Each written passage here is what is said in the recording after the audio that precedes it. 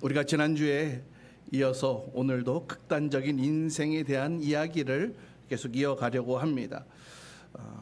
우리 상주현재가 기도 가운데에도 지난주 말씀을 아주 짧은 두 문장으로 잘 요약해 주었는데요. 우리가 지난주에 이런 말씀을 살펴봤습니다. 우리가 살아가는 이 세상, 내가 이해할 수 있는 일보다 이해할 수 없는 일들이 우리 가운데 더 많이 일어난다고 말씀드렸습니다. 그렇게 이 세상에는 모순투성이의 세상, 그 모순 덩어리로 가득한 곳이기에 말씀과 같이 의인이 빨리 죽고 또 악인은 장수하는 이런 모순들도 일어날 수밖에 없는 세상이라고. 그래서 이 모순된 세상으로 하나님의 사람으로 살아갈 때 중요한 것이 있는데, 그것은 극단적인 삶을 살아서는 안 된다는 것, 극단적인 것을 피해야 된다.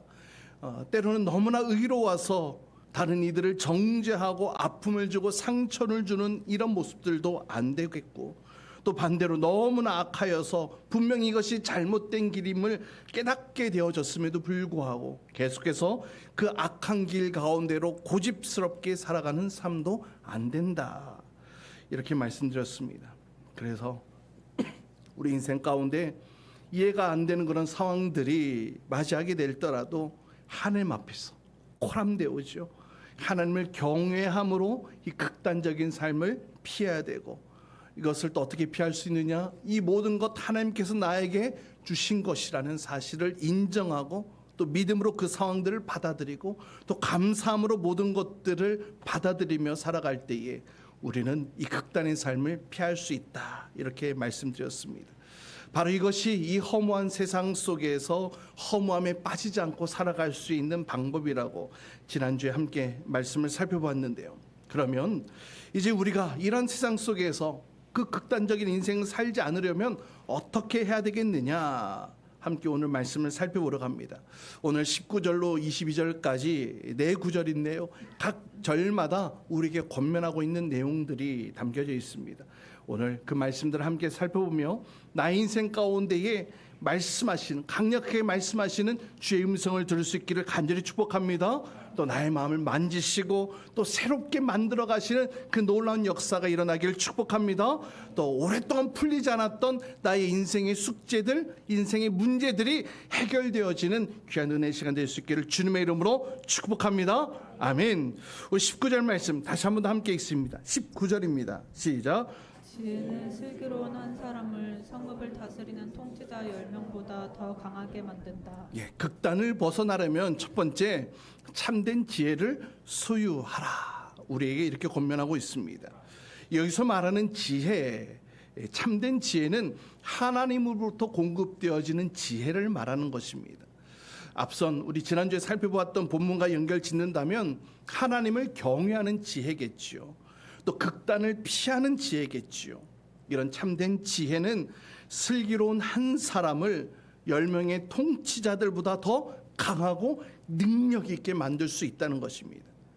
여기서 이 통치자 10명이라고 하는 것은 각 성읍의 힘과 이 군사력을 가진 군사령관, 정치 최고 지도자, 이런 존재를 의미합니다.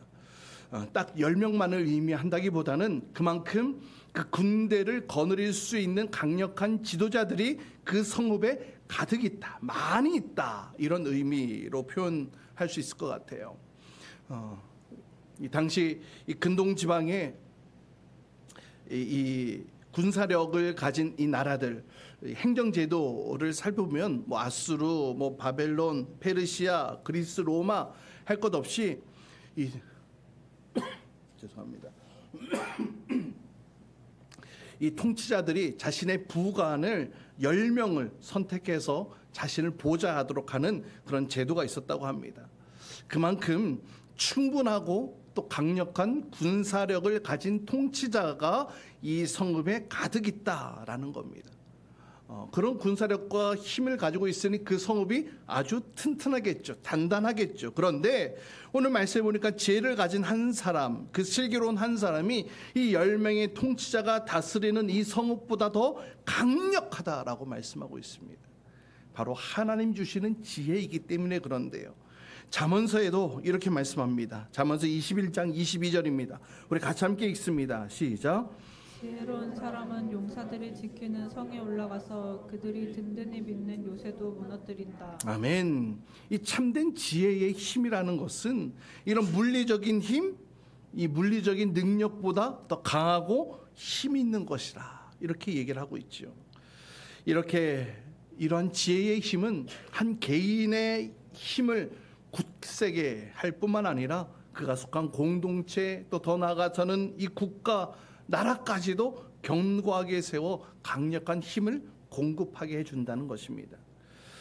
이렇게 오늘 이 본문의 의미를 파악하고 다시 한번 이 말씀을 재해석하면 이렇게 표현할 수 있을 것 같아요. 정치, 군사력을 가진 10명의 통치자가 성읍에 있음에도 그 성읍을 공격하는 적들이 제대로 제압하지 못하는 상황들이 일어나는데, 그러나 참된 지혜를 가지고 있는 사람은 가능하다라고 말이죠. 그만큼 이 지혜가 더 큰 가치가 있다는 겁니다. 이 지혜가 물리적인 힘보다 더 능력이 있다는 겁니다. 그리고 이 지혜가 바로 이 모순 많은 세상에서 극단적인 삶을 벗어나게 하는 방법이라고 오늘 지혜자는 우리에게 권면하고 있습니다.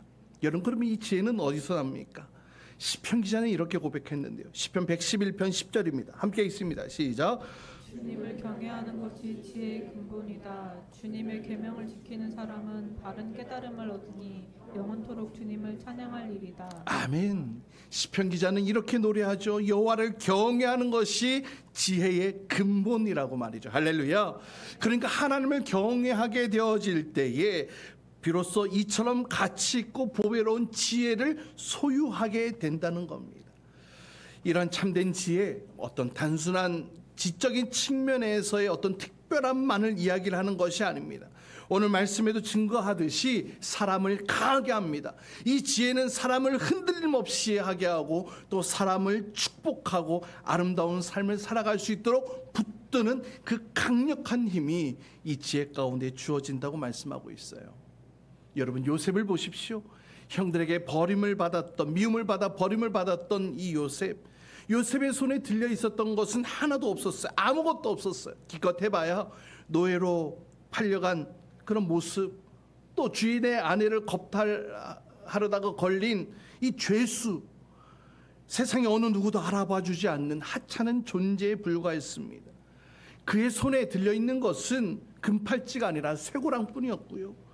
그의 몸에는 자색 고급 옷이 입혀져 있는 것이 아니라 죄수복이 입혀져 있었을 뿐입니다. 어느 누구도 알아봐 주지 않는 그런 처절한 삶의 인생의 모습. 그런데 하나님께서 그러한 요셉을 하루아침에 애굽의 총리로 올라서게 하십니다. 그 나라, 그 왕 이외에는 그 어느 누구도 함부로 할 수 없는 그 막강한 힘과 권위를 지니게 되었습니다. 그리고 이 권위와 권세는 몇 날 며칠로 끝나는 그런 것이 아니었습니다. 젊은 시절부터 늙어서 죽을 때까지 그 힘과 권위가 계속되었던 것을 보게 됩니다. 뿐만 아니라 이 요셉의 이런 탁월한 업적, 이 탁월한 모습들은 이후에도 계속해서 전해 내려오게 되어지는 이런 모습들, 요셉의 인생 가운데 갖춰지게 됐는데요. 사랑하는 여러분, 요셉하면 어떻습니까?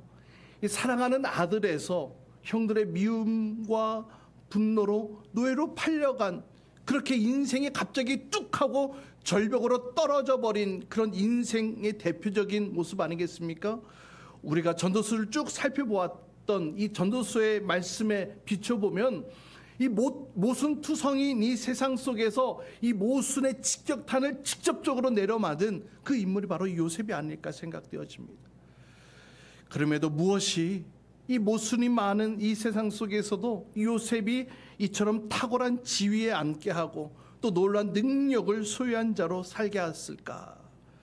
그것은 다른 것이 아니었습니다. 한번 따라해 봅시다. 오직 하나님을 경외함으로 부어주신 참된 지혜.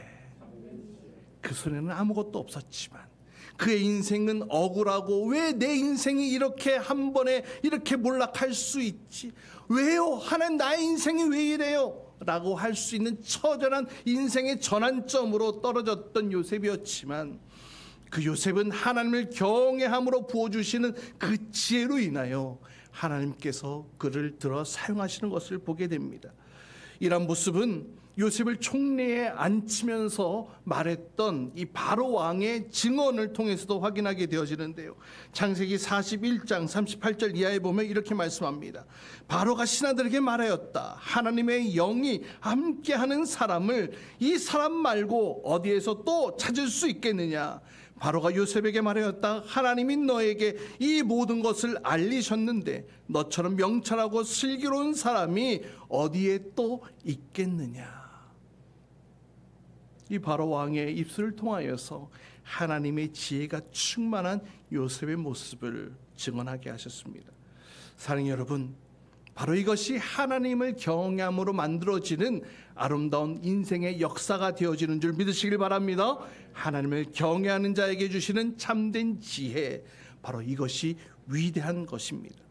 따라서 이 모순된 세상 속에서 이 극단을 벗어나기 위해 반드시 하나님을 경외하는 이 참된 지혜를 소유할 수 있기를 주님의 이름으로 축복합니다. 아멘. 그래서 신명기 28장에 보면 이 신명기의 축복이 있죠. 신명기 28장 1절에 보면 이렇게 말씀합니다. 당신들이 당신들의 하나님의 말씀을 귀담아 듣고 내가 오늘 당신들에게 명한 그 모든 명령을 주의 깊게 지키면, 그 뒤에 함께 읽습니다. 시작.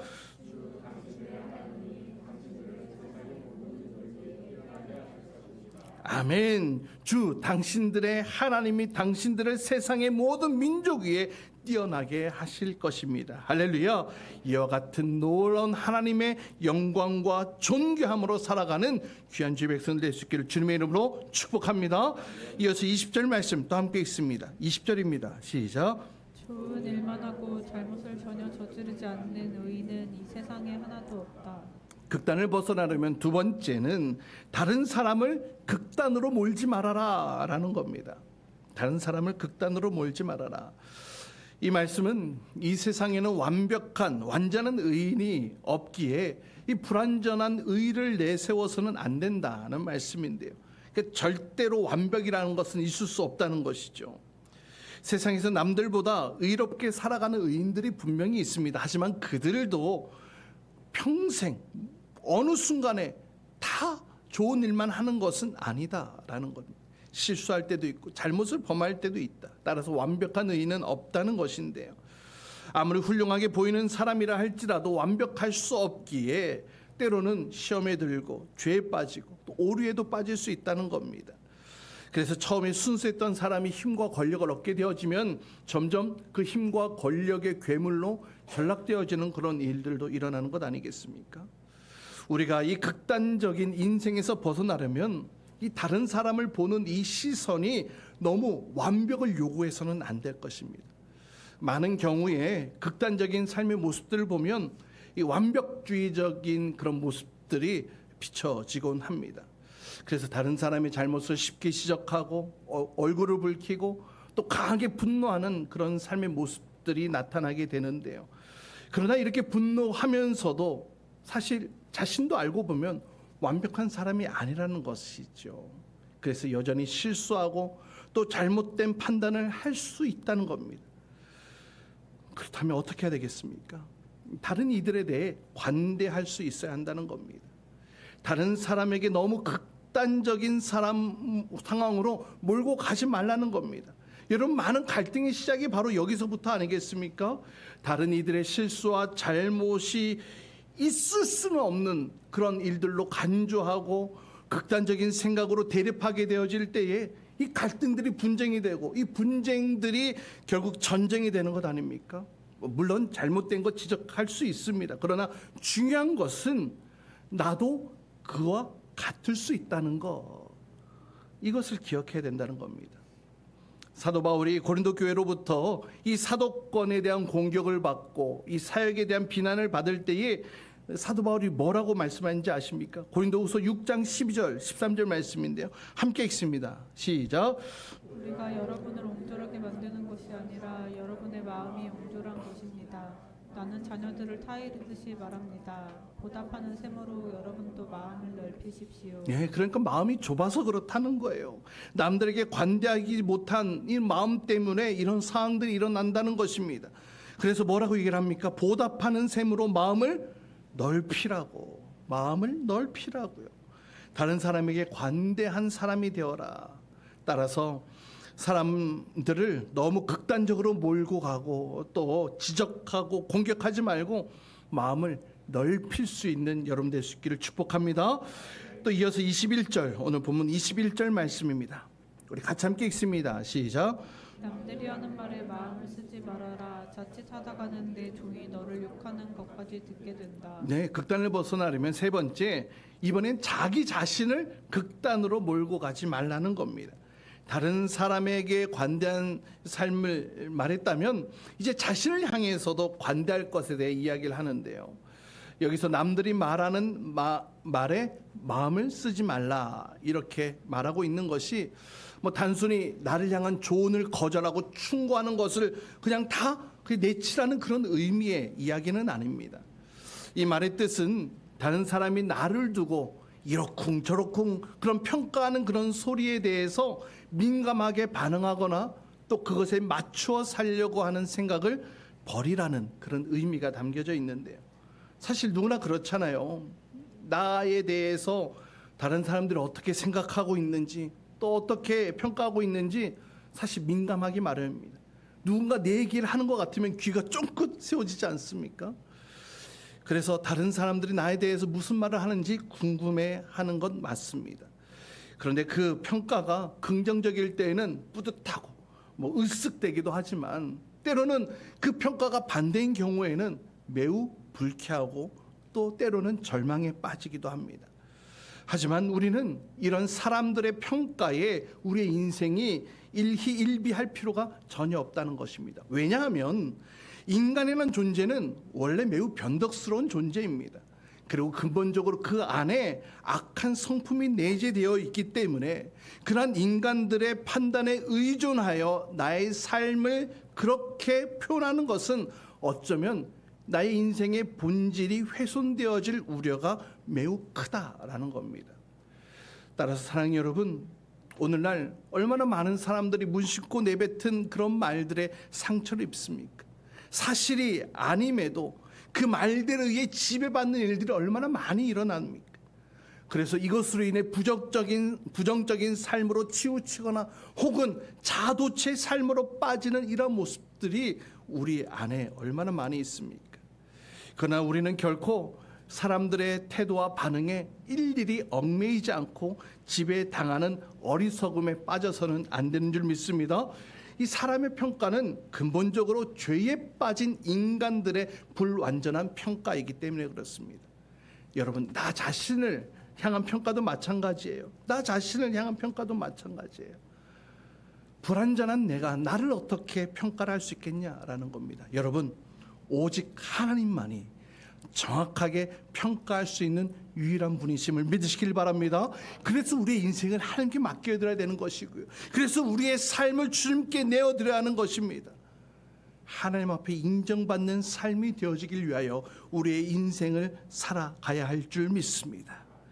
따라서 나에 대해 누군가가 어떠한 말을 하든지 그 말들에 나의 마음을 너무 두지 말라 이렇게 말씀하고 있습니다. 이 마음을 쓴다라고 하는 것은 이 원문의 의미를 살펴보면은 깊이 묵상한다 이런 의미가 있습니다. 그러니까 이런 말들에 하루 종일 묵상한다는 겁니다. 깊이 묵상한다는 겁니다. 비난의 말을 들었습니까? 그것으로 인해 절망이 되어지는 것은 그 비난의 말들을 끊임없이 내 속에 되새기며 묵상하기 때문에 그렇다는 거예요. 그래서 잠도 자지 못하고 밤새도록 그 말들을 묵상한다는 겁니다. 여러분, 그 묵상의 결론은 무엇입니까? 이런 비난의 말들 묵상한 결론은 결국 극단적인 생각으로 치닫게 되어진다는 겁니다. 아, 내가 정말 그런 사람인가 보다 라고 말이죠. 혹은 아니야 라고 반대로 반발하기도 합니다. 여러분, 정말로 우리가 그런 사람입니까? 그 사람이 말한 대로 나의 인생이 그와 같습니까? 그렇게 극단적인 사람입니까? 결코 아니라는 겁니다. 그 사람들은 나의 전부를 보고 말하는 것이 아니기 때문에 나의 한 일부분만 보고 평가하는 것이기 때문에 그래서 그 말들을 깊이 묵상하지 말라는 겁니다. 요즘 같은 때에는요, 이 정치하기가 너무나 힘든 것 같아요. 국민의 절반이 완전히 나누어져서 국민의 절반은 좋은 말을 쏟아내고 국민의 절반은 비난을 쏟아내고 있는 이런 상황들, 특별히 이 대통령의 이 모습을 보면 이 비난의 말들 그걸 어떻게 다 참아낼 수 있을까? 또 그 칭찬의 말들 그것을 어떻게 우쭐거리지 않고 잘 견뎌낼 수 있을까? 막 이런 생각들을 하게 되는데요. 그 수많은 그 말들을 묵상하고 있노라면 뭐 그냥 극단적인 사람이 되지 않겠습니까? 요즘 그 댓글 SNS 그 댓글만으로도 사람을 죽이는 일들이 얼마나 많이 있어요. 그것을 끊임없이 묵상하기 때문에 그래요. 우리 교회 리더십들도 마찬가지지 않을까 생각되어집니다. 리더가 된다는 것은 말을 많이 듣는 자리일 수밖에 없어요. 사람마다 다 생각이 다르고 또 기준이 다르기 때문에 많은 지적, 비난 받을 수 있는 자리가 많습니다. 그래서 지혜가 필요한 것입니다. 이 말들을 잘 받아들일 수 있는 지혜가 필요한데요. 그것을 잘 받아들이지 못할 때 극단적인 사람이 되는 것입니다. 그러면 잘 받아들이는 것이 무엇이냐라고 하면 그 모든 말들을 다 수용할 필요는 없습니다. 왜냐하면 이미 말씀드린 대로 그들의 평가가 절대적인 평가는 아니기 때문에 각자의 기준에 따른 평가이기 때문에 그 말들 하나하나에 전부 민감하게 반응할 필요가 없다. 그것으로 인해 나의 삶의 영향을 받으면 안 된다라는 겁니다. 다른 사람의 말 한마디로 인하여서 나의 삶이 부정케 되어지고 나의 인생이 이 부정적인 생각 속에 스스로 나의 삶의 방향을 그렇게 망쳐가서는 결코 안 된다는 것이죠.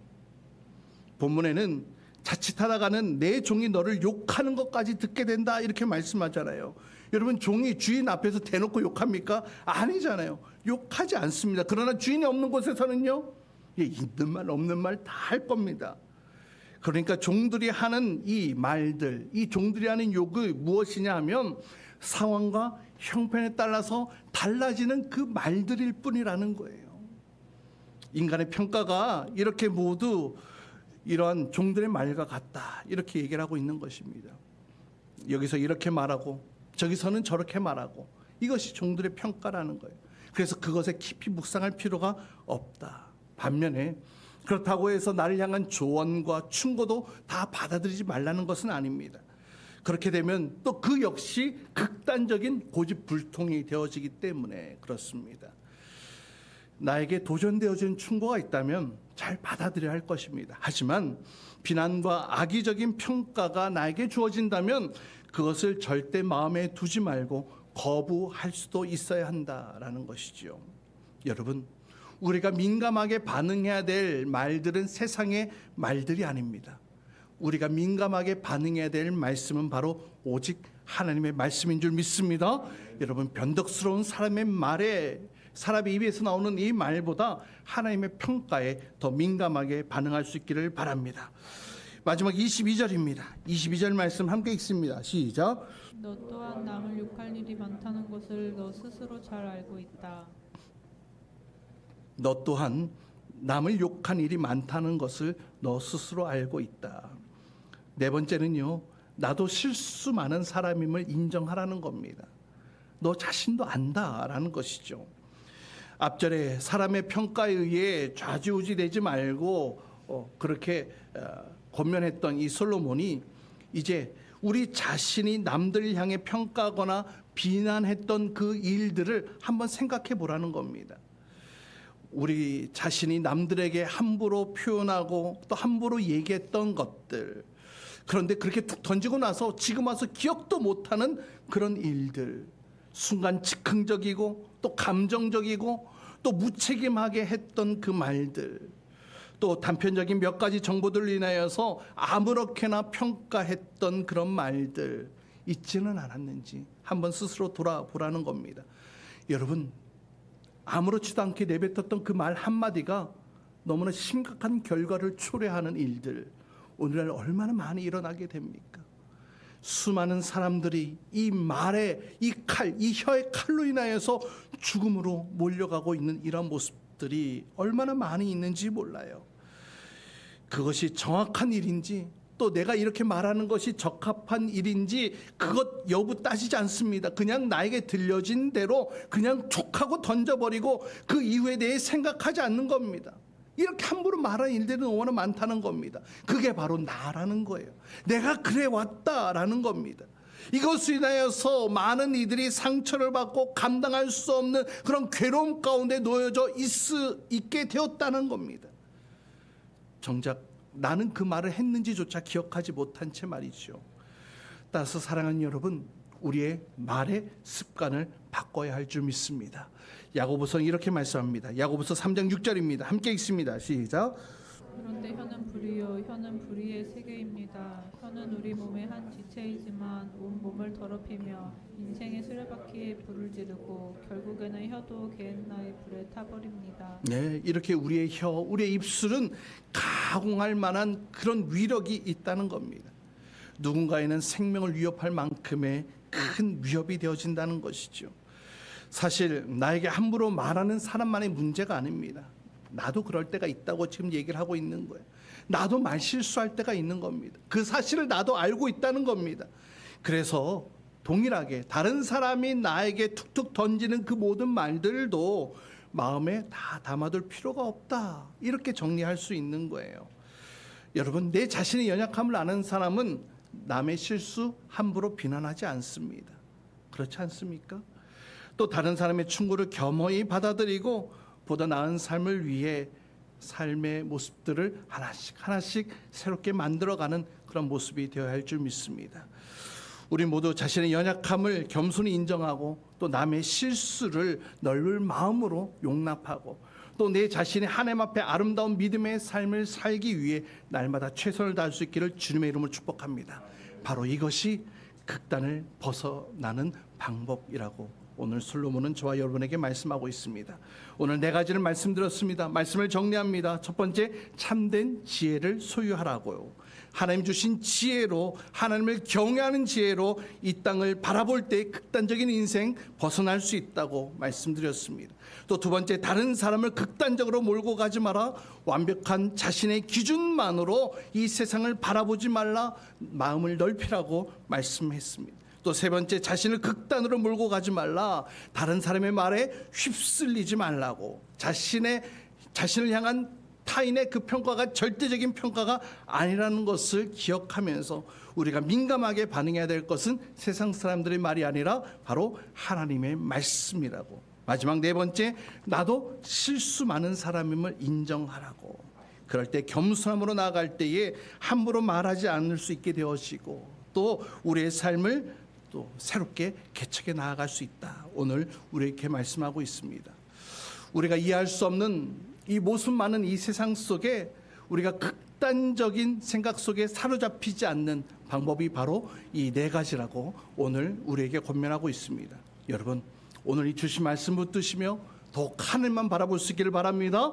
더욱 하나님만 의지하시기 바랍니다. 하나님을 통해 극단을 벗어나는 이 믿음의 삶을 살아가는 저와 여러분, 우리 모든 죄 백성 될 수 있기를 주님의 이름으로 축복합니다. 우리 같이 함께 기도합시다.